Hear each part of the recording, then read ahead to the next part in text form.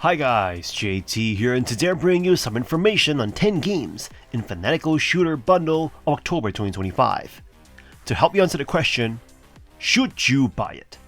By using the links in the description below, you'll gain access to this bundle and support the channel in the process. Before I begin, I'd like to thank you the viewers for watching my silly videos. I hope they're helpful. Most importantly, knowing that you're watching it means the world. Anyway, let's get into this. At number 1 we have Neckbreak, a first-person pill-popping fever dream that drops you into the dystopian megacity of Crimson Tide, a neon nightmare where corporations rule, sanity is optional, and every choice drags you deeper down the rabbit hole. You play as a regular citizen by day and a self-proclaimed dealer of justice by night, flipping between routine normalcy and chaotic bloodshed. It's not a simple shooter, it's a semi-technical brawl of reflexes, precision, and self-medicated madness. Every encounter plays like a violent puzzle. You and your enemies drop fast, so each movement, each pill, kick, and shot matters. The game's dozen endings and branching paths make every decision feel weighty, and your mental state shapes how the world reacts. One moment you're executing stylish slide kills to a pounding synth track, the next, the walls are melting as the sanity unravels. But Neckbreak is brutal. It's demanding, unforgiving, and sometimes infuriating. Enemies ambush you from blind corners, guns feel inconsistent, and one wrong step can mean instant death. Yet when it clicks, it really clicks. Every kill feels earned, every combo stylishly violent, every escape a rush of adrenaline. The pixel grit visuals and adaptive soundtrack build a hypnotic atmosphere that sells the chaos completely. It is rough around the edges, but that rawness adds to its charm. If you can stomach frustration and crave a shooter that punishes as much as it thrills, Neckbreak rewards your pain with style, grit, and unforgettable, unhinged energy. At number 2 we have Heretic's Fork, an innovative blend of deck building and tower defense that captivates from the start. In this game, you take on the role of Hell's manager, punishing sinners through the Heretic's Fork system.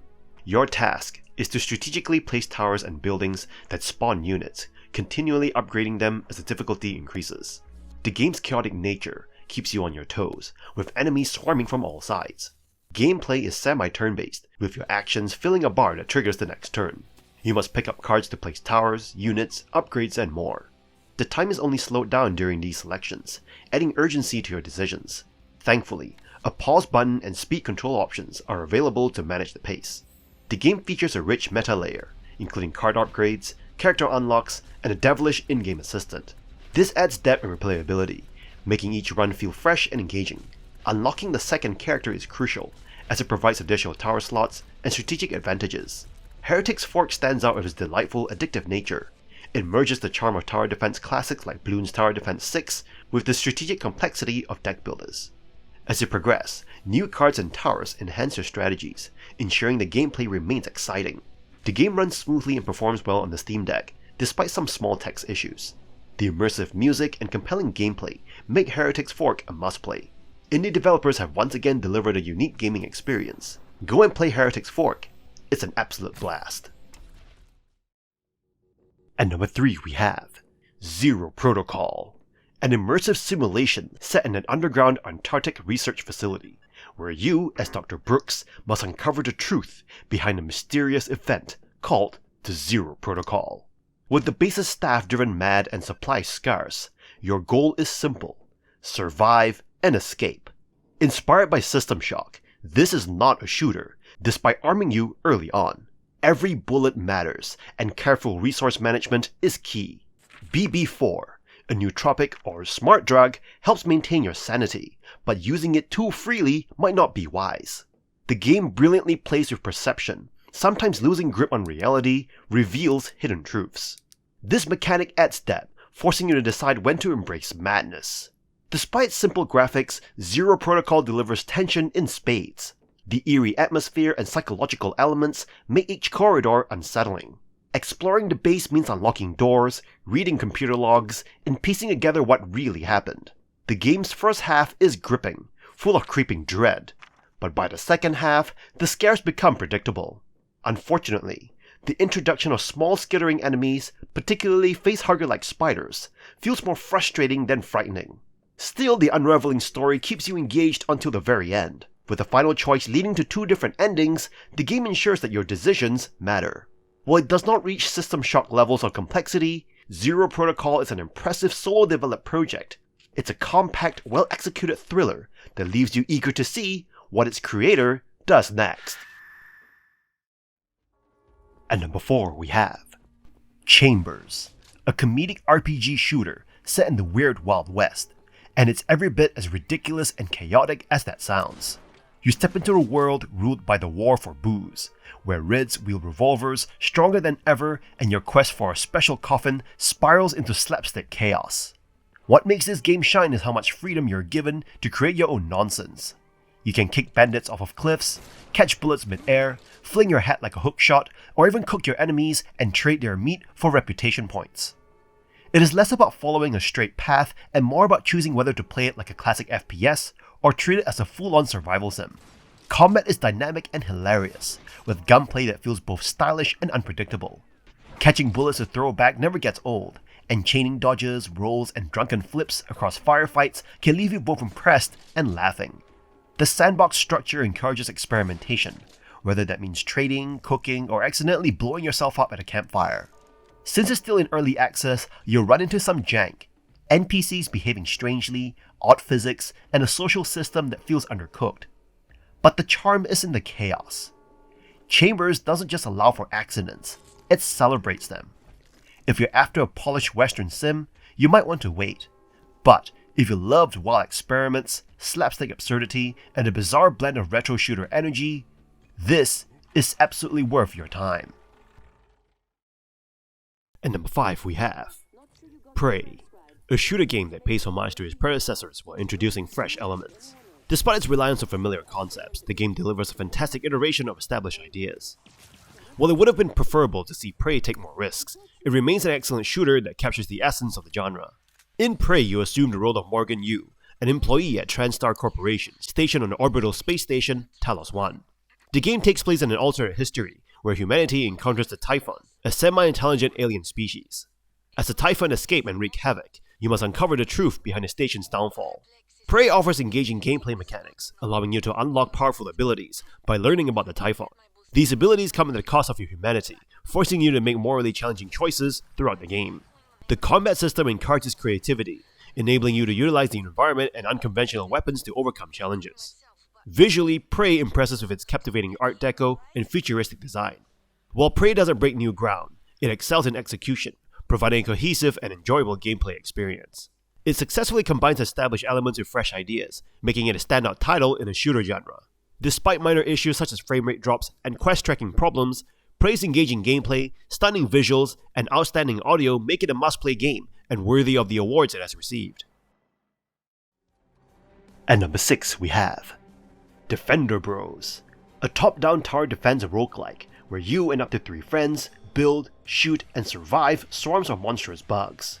By day, you scavenge and fortify your base with turrets, traps, and even controllable mechs. By night, you fight to stay alive, as waves of enemies pour in. Each run gives you randomized powers like fire bullets or temporary invincibility, helping you turn into an unstoppable bug-squashing machine.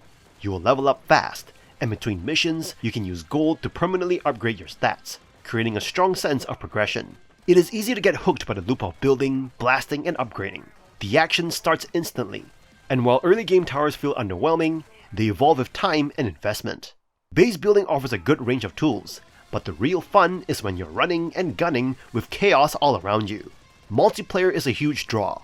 Grab your squad, or let the game assign you a canine companion if you're flying solo.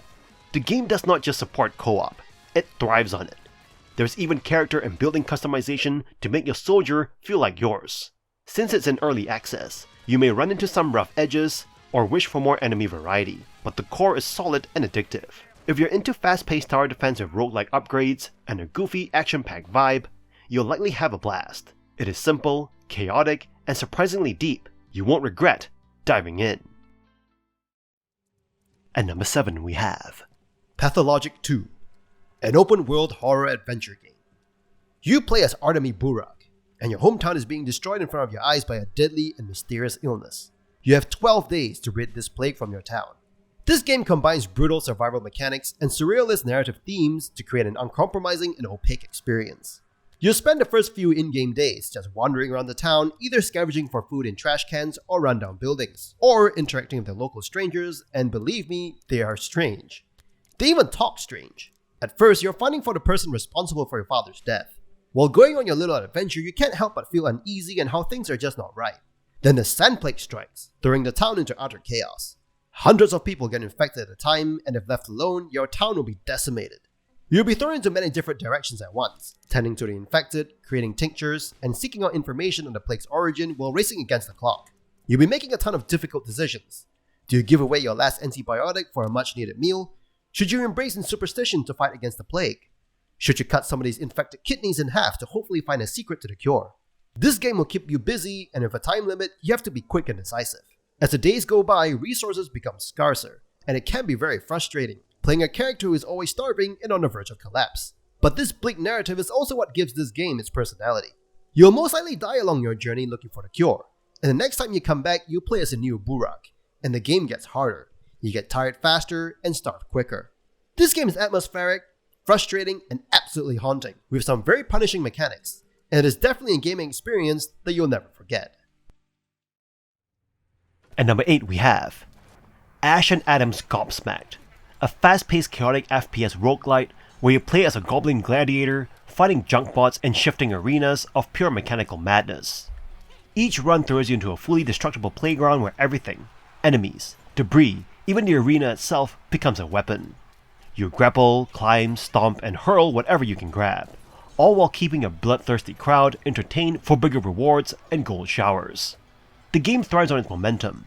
You're constantly bouncing off walls, double jumping across platforms, and smashing through bots in rhythmic, explosive bursts. Every weapon feels like something a goblin cobbled together in a fever dream.